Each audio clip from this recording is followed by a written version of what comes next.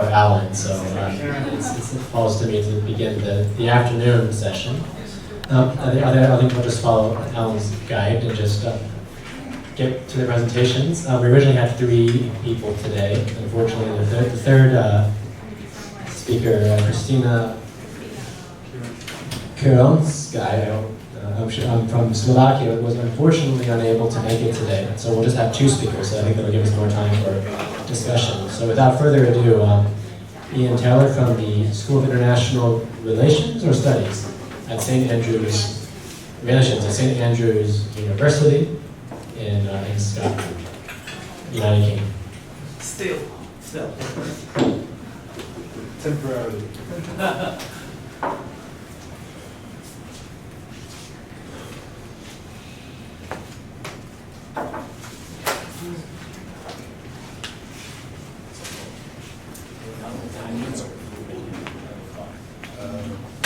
Tell me. Okay.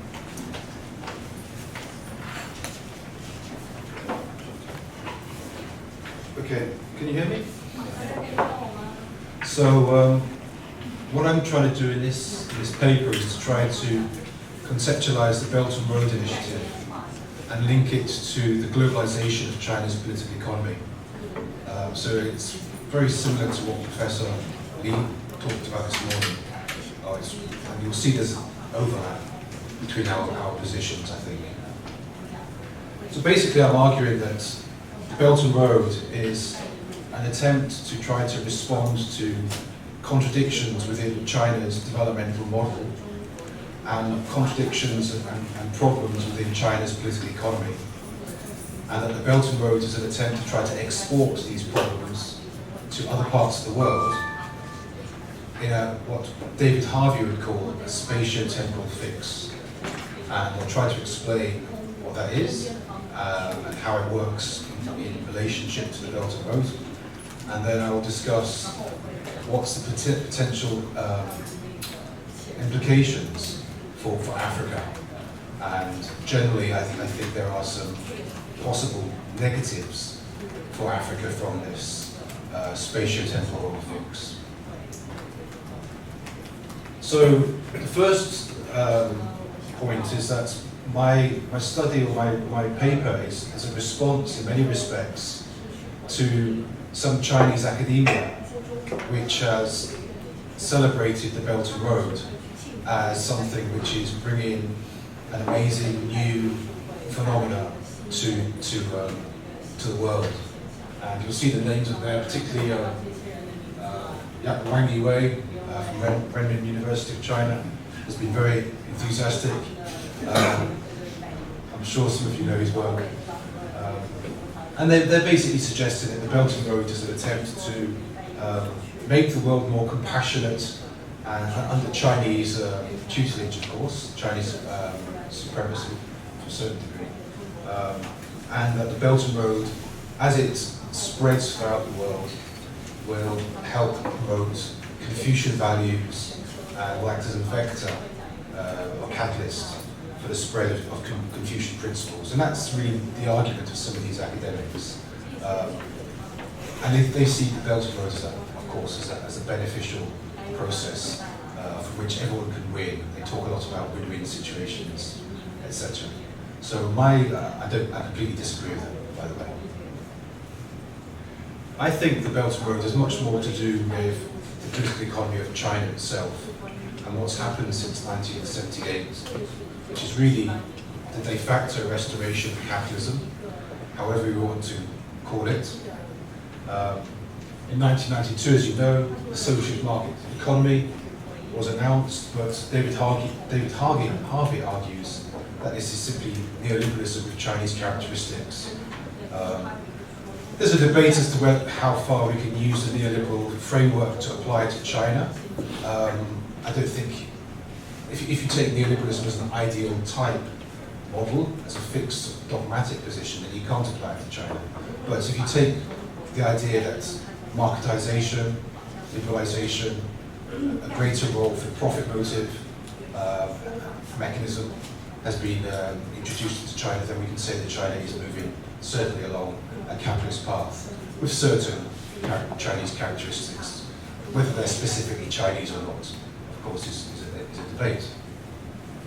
But I think certainly since 2001, when China has acceded to the World Trade Organization, which is the premier global institution for the promotion and diffusion of neoliberal norms, then it's difficult to say that China is somehow resisting the global order, certainly in terms of economic principles. That they voluntarily signed up to the World Trade Organization and quite enthusiastically support the World Trade Organization.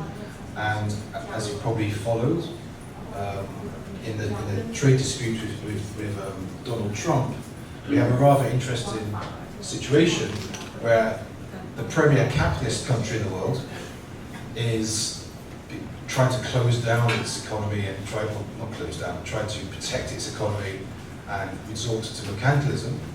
And you have the supposedly premier communist country in the world, which is appealing to the norms of free trade, globalization, and the free market. So we live in very interesting times, as the Chinese might put it. So after 1978, and the reforms started kicking in, certainly in the 1980s, as you all know, China grew at quite a fast rate, about 9% per year. Okay? And the export sector was an important area, an important engine of growth for this economy. Okay? As it says up there, the Chinese exports rose by about 5.7% per year in the 1980s. It's accelerating to 12% in the 1990s, and then of course in the 2000s we've seen exponential growth, 20% between 2000 and 2003, for example. So this of course has had a huge impact on the global political economy, but it also shaped China's political economy in a particular distinctive way, which later on today has produced some problems for the economy and which needs to be resolved. And I would argue that the Belt and Road is one attempt to try to resolve some of these contradictions. In particular, China as an exporter really has, of course, changed the world, really. See, in 1980, China was exporting about $11 billion worth. By 2017, this has increased to $2.4 trillion. So this is exponential. You can see the graph here, imports and exports. Particularly since the 2000s, we've seen just a gigantic change. Let's think within 20 years, we've seen this massive change in the structure of the Chinese economy and the dependence, certainly until recently, on the export model as being one of the premier engines of growth. Okay?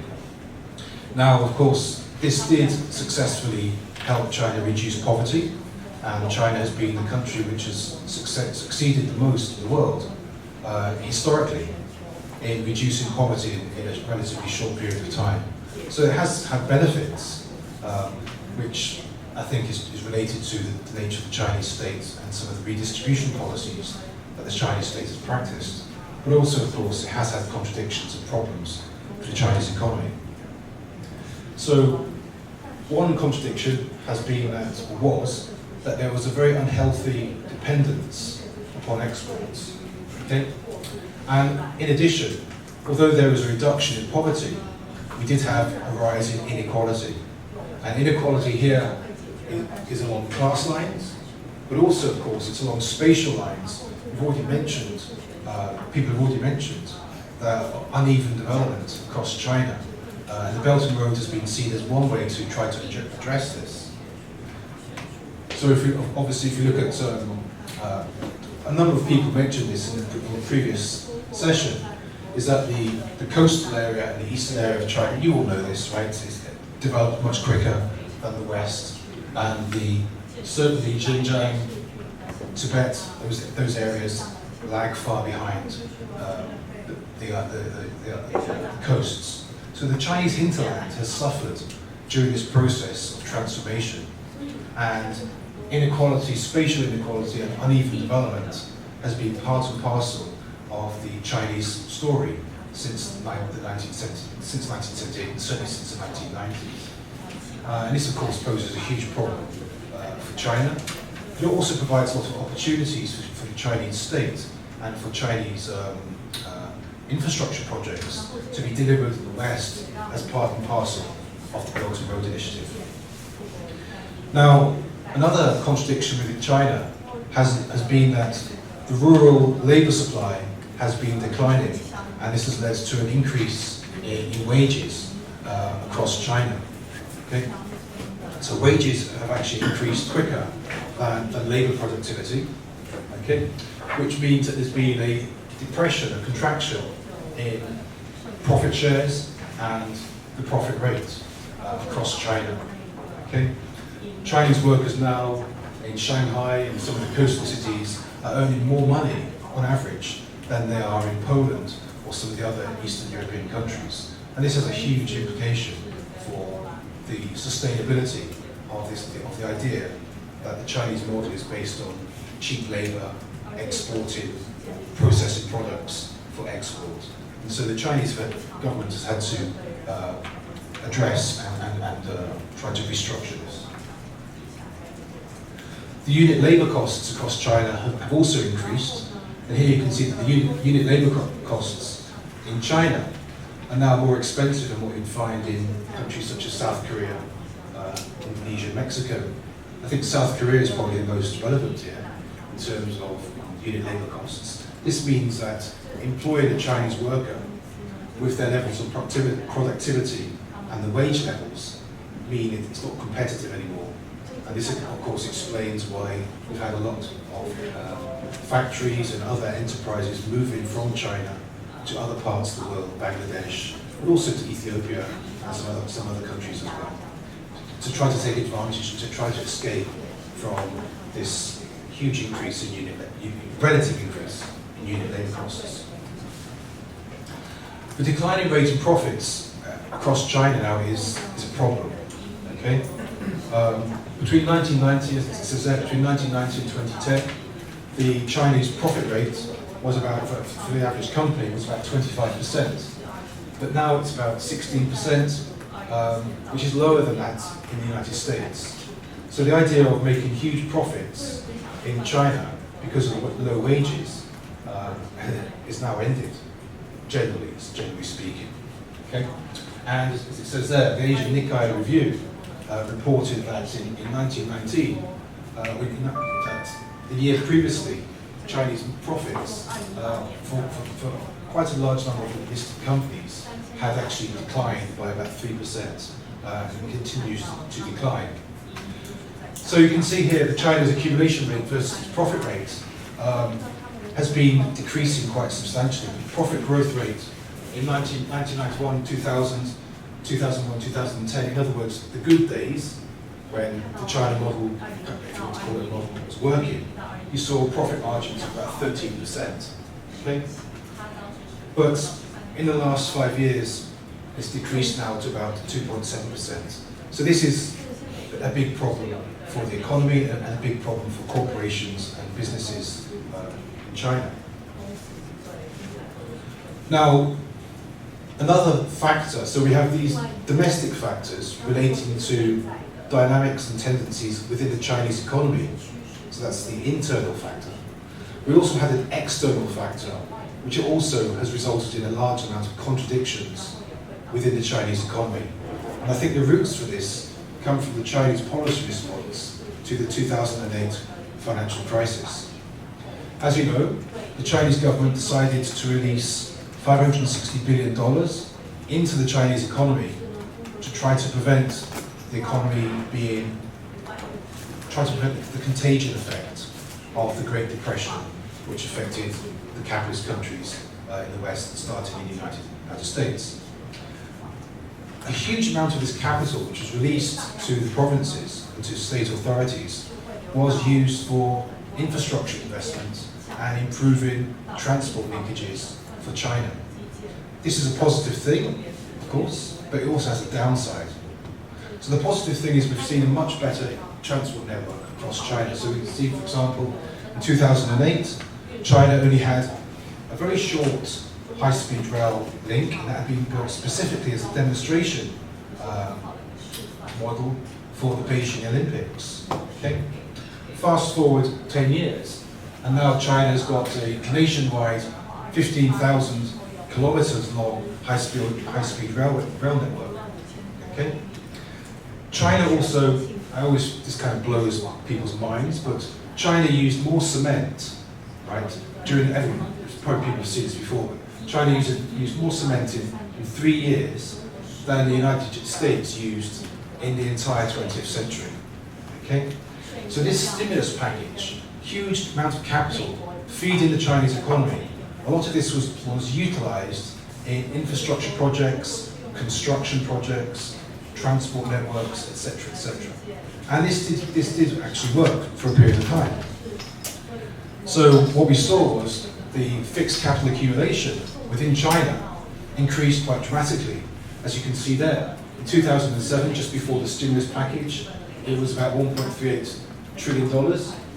Within a few years after the stimulus package, it increased, as you can see on the graph, to over $5 trillion. Okay? So a huge amount of investment went into fixed assets.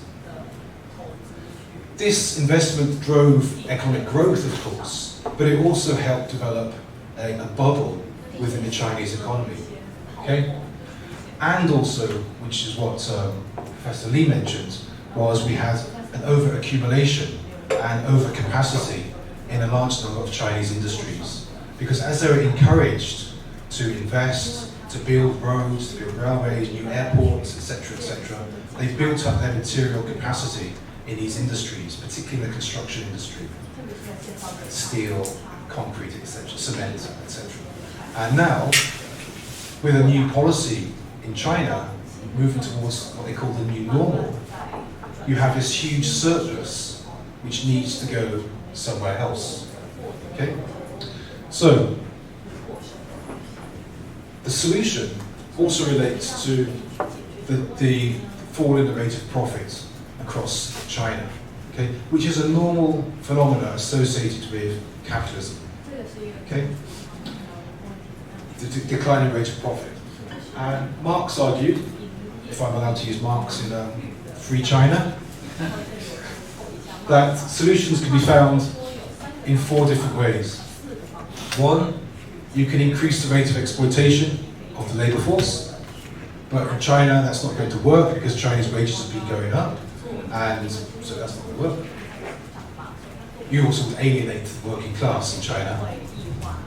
Secondly, you can try and depress the value of the wages below the value of the labour power. Okay, that's not going to work because that would imply that people are not earning enough money to reproduce themselves, in other words, to feed themselves. So that will work. You can have relative overpopulation, okay, which will continue to depress the wages. In China, of course, as we know, because of the one-child policy, there is actually there's going to be a demographic crisis. So the third solution within Marx's response to the declining rate of profit is not possible. But we have the fourth response, which is foreign trade. In other words, you externalize your declining rate of profit. You externalize the contradictions, and you try to find solutions outside of your borders through foreign trade and foreign connections. And this is precisely what China has done. So, for example, we see that the export of capital has increased hugely. We also see things, for example, such as just as the steel production increased massively during the stimulus period, we see the export of steel certainly increasing quite significantly. And I would argue that all of this can be theorized using David Harvey's concept of the spatial fix, okay? Which is basically trying to find a solution for China's overaccumulation and its declining profit rate.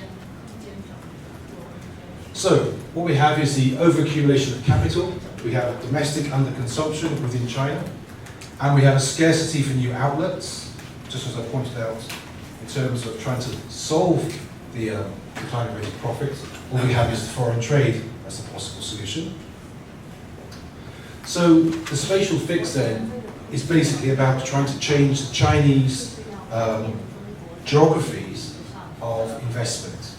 Okay? Moving the investment away from domestic markets, which are now saturated and have a high degree of overcapacity and are uncompetitive for nowadays, for many investors, to try to move these ventures overseas.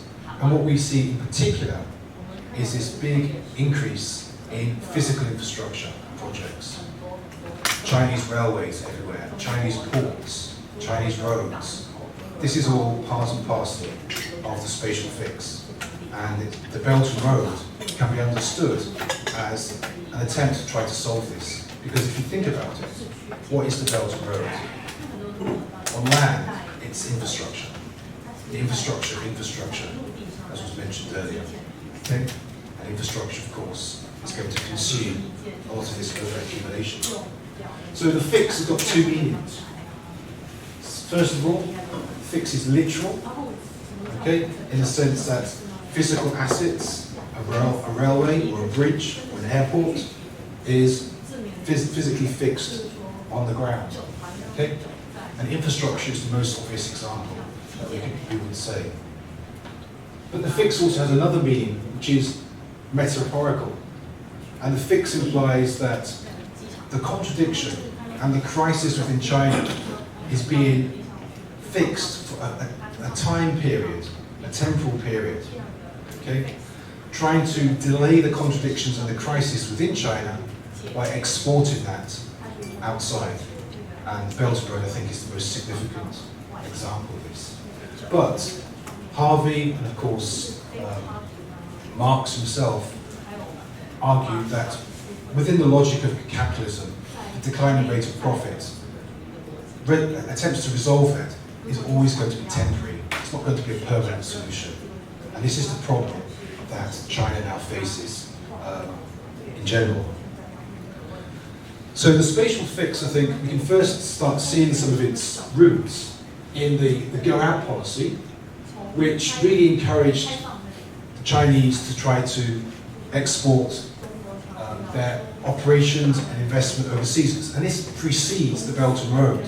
So I think the Belt and Road is the contemporary manifestation of the spatial fix. But a spatial fix has existed prior to the Belt and Road as well. So the Belt and Road, in other words, is a continuation of existing trends. It's an intensification of existing trends as the crisis has deepened. Okay.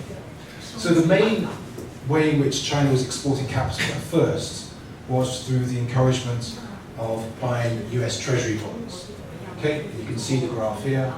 It really began 2008, so just after the financial crisis, huge increase in buying Treasury bonds. So the big increase was there. But since Hu Jintao's time in office, we've seen a greater proportion of China's foreign reserves going into FDI, okay? Trying to promote Chinese operations, business operations overseas. And this accelerated after 2008, as I mentioned, and particularly since the launch of the Belt and Road. So this is a continuation of the trends. We've seen this huge increase. So 2013, the Belt and Road is announced. So you see the big increase from 2007 to 2008, partly response to the financial crisis. Then we jump down to 2013. There's been a general increase. Since 2013 with the Belt and Road, we're now seeing net outflows of foreign direct investment from China doubling in 1 year, right? Nearly doubling in 1 year, and rapidly increasing since then. There was a dip in 2017, but the general trend is continuing. So, as China's foreign reserves hugely increased from about 200 billion in 2001 to 4 trillion roundabout in 2014, we see this Belt and Road initiative being launched, and it's not a coincidence, okay? And this is really, as we've seen, other people have shown these slides. This is the physical manifestation of the spatial fix, spatial temporal fix. Now, fortunately, I was lucky enough to find a quote from a Chinese politician which supports my thesis. So I'll just show it to you. It's a lot of words, but I've highlighted what's the most important. So here we have the Vice Minister of the Overseas Chinese Affairs Office, the State Council, and you see what he says. Excess capacity has been caused by China's fundamental economic readjustments against the global economy, in other words, the response to the financial crisis in 2008. This then created industrial overcapacity, accumulated over several decades but brought into sharp relief by the response to the 2008 crisis, which has resulted in a steep drop in profits, in other words, the declining rate of profits. So then he then says, the most important thing is to turn the challenge into an opportunity by moving out this overcapacity abroad. That is David Harvey's spatial fix, in as many words, from a Chinese official. So, now, if you might remember, if you were awake back then, the title of the paper talks about the spatial fix, but it tries to relate it to Africa. So now I'm going to try and join the dots. How does Africa fit into this dynamic? So my argument is that the transferal of China's problems, the domestic contradictions, possibly have within them some dangers for Africa. Okay? And in particular, my critique would be that if you look at the dynamics of the Belt and Road and how it's going to be physically delivered in Africa, then there is a danger that this is going to reproduce underdevelopment and dependency in Africa. Okay? Obviously varies from country to country, but the general tendency thus far seems to support my argument. So first of all, we can see that there's been a big increase in the amount of investment from China going to those countries which are particularly involved in the Belt and Road, which is essentially those countries on the eastern seaboard of Africa. Okay? Kenya, Tanzania, Ethiopia, Djibouti, etc. Okay? And when you start looking at what's happened since 2013, the launch of the Belt and Road, you see just an unbelievable increase in the amount of money FDI going from China to these African countries. So in 2013, Djibouti, which was already mentioned earlier, had $2 million worth of Chinese FDI. Nothing. The year before they had literally nothing. Fast forward a few years, you can see the figures for yourself, just how significant this increase is. It's exponential. And in some countries, such as Djibouti, which is a very small country, this has meant that now the Chinese have the dominant position within the Djibouti economy, okay? Which has raised some critiques from different quarters, particularly from the West. But anyway. Now, what's important when we look at the FDI flows is we have to look at the composition of the FDI. Where is this money going to? What industrial sectors or economic sectors is it going to? Is it going towards manufacturing or industrialization? In which case we might say it's going to help Africa to diversify its economy. Or is it going to extraction or primary commodities? In which case we could say that then it's simply reproducing tendencies which already exist and which were of course introduced during the period of colonialism and imperialism. So where is this money going to? Okay, so these are the top 5 sectors of where Chinese FDI is going. 2017, the last figures I could find. Okay? So we see quite a lot of it is going towards construction. So that's going to be part of the infrastructure, spatial temporal fix, the railways, the roads, the ports, etc. And we see a significant amount going towards mining, okay? Towards manufacturing. Manufacturing compared to